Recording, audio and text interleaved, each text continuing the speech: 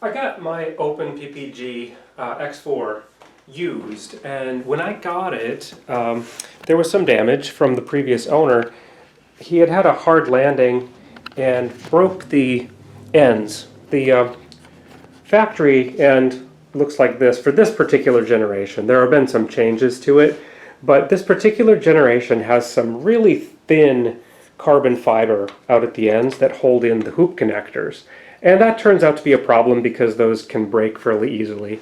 And that's what happened on a hard landing with the original owner of this. He had broken it from the impact and broke off the ends on both sides of the bottom of the hoop, where the most vulnerable part. He came up with a fairly clever solution. Open PPG just happened to be out of these replacements at the time that he needed to do the repair. So he came up with a pretty good solution of using plastic that's fairly easily machinable. He had a laser cutter and was able to cut these out and make replacements for just the ends.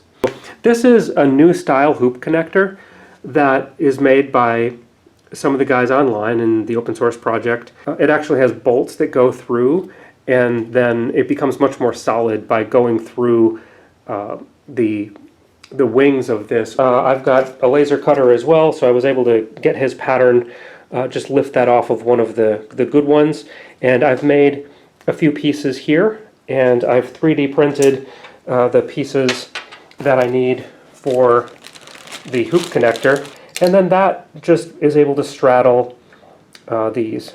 By sandwiching them together on either side of the carbon fiber, then they kind of taper together and extending the end of the carbon fiber. He's used some Gorilla Glue.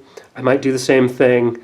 I'm going to put them on first and just see what it looks like as far as strength, if the Gorilla Glue will do much. Turns out the Gorilla Glue doesn't stick very well to this Delrin material. I don't know, it's just slick and it just doesn't stick too well. Alright, so I've got two pieces for one side, two pieces for another side, and then the hardware to go between them. A couple of the spacers, the standard spacers that were part of the arms originally, and then the 3D print goes down at the bottom. One of the things that happened when it fell over is it actually broke some of the 3D printed piece as well. This was printed with some infill. I mean, it's not bad, I don't know, maybe 50% or something like that. But I printed a new one completely solid, so it should be a lot stronger and hopefully less prone to breaking. I mean, the problem is you have to print it in this orientation, and that means the striations are that direction, and that's the weak point, which is unfortunate because that's kind of exactly the stress point that you get from the hoop as it's connected to it. I'm going to first just try this without putting in any glue or anything like that. It'll be clean, and I'm thinking it might be strong enough, but we'll see. It's like I said, it doesn't seem like the glue is very effective because I was able to take the old one off quite easily. It wasn't holding on very much.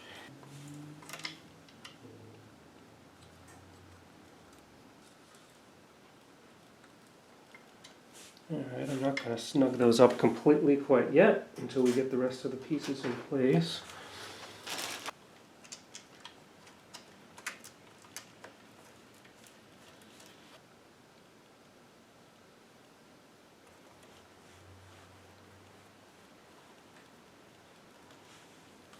Just want to do this last little bit carefully as it snugs everything up. Don't want to crack anything. This material is quite flexible, but I've also got a pretty big stress point on it right there where it's coming to the end of that carbon fiber. I want it to be tight and snug, but I don't want it to be so tight that it's causing more trouble.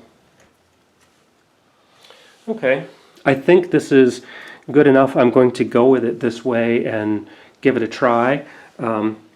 Let's put the hoop on and see how it looks.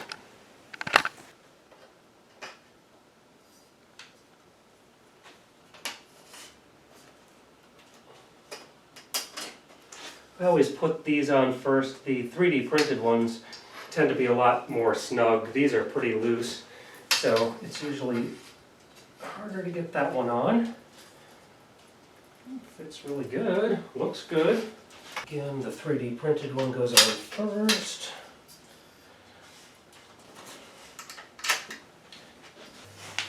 The first repair, and now this second repair that we've done.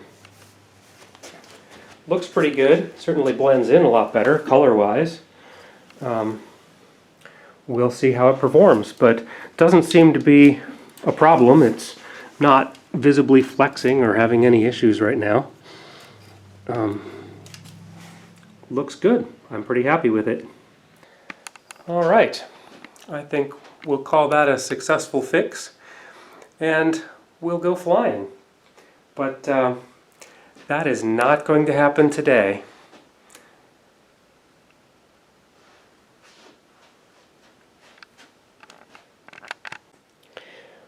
This is the material that I used to make the fix.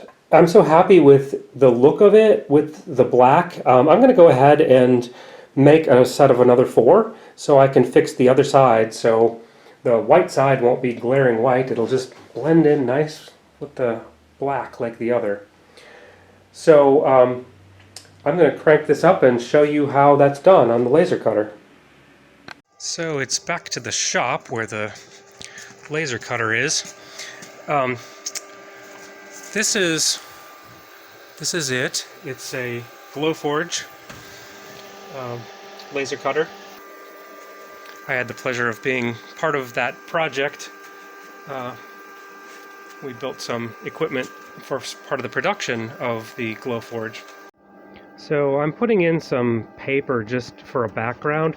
This is as a black piece of material, it just kind of disappears into the background. So now you can see here the picture that it's taken of the material that's sitting there, and then we're able to maneuver the individual pieces and get them, right into every little crevice, and we can make use of all the material really, really efficiently. I'm going to need one more of these things, so let's make a copy. And then, so I'm just going to position these and get ready to do a cut. Okay, they're all lined up and ready to go.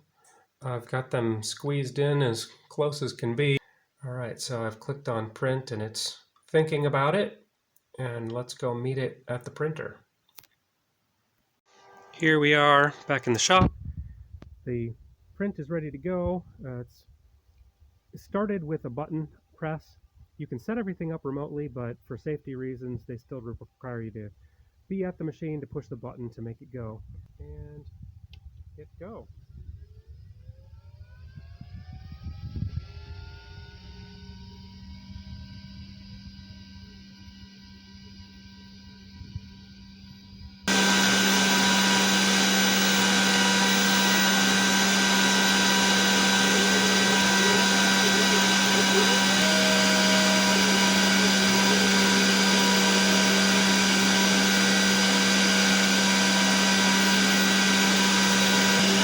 So that's the last perimeter, and now it's going way back to the beginning to start the hole.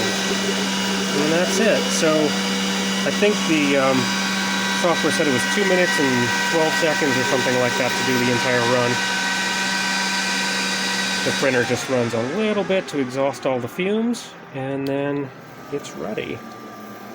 So I'm going to remove these guys. Now, obviously it burned through the paper on the back as well, which is why you were seeing some flames, I think, while we were running that. But that's a small price to pay for being able to align it correctly. So you can see there's very little waste on this material, and I still have half a sheet left. So that will be good for future use. Meanwhile, I'll collect my pieces, and just because of all of the paper that was stuck on the back, it's just kind of got some char and stuff on it, so I'm going to go wash those off. All right, got these all cleaned up. Just a quick washing is all it took, and it cuts really cleanly. This material is um, really good to work with. It gives a nice edge and really clean. So very easy job to clean them up. One of the other nice things about using a cutter like that is it's so quick and easy to make variations. These are the first ones that I did. 1, 2, 3. I started moving the holes around and just playing around with the measurements to get everything lined up right because it can be a little bit difficult sometimes. And the third try was the charm, so that's the pattern that I've been using, and that works just great. This is actually the material that I use. It's not Delrin, it's acetyl copolymer. It's easy to work with, works really great in a laser cutter, and pretty cheap. A 12 inch by 12 inch square is like $15. So that's gotten 2 sets of these, and I could easily do 2 more sets. Half the sheet is left.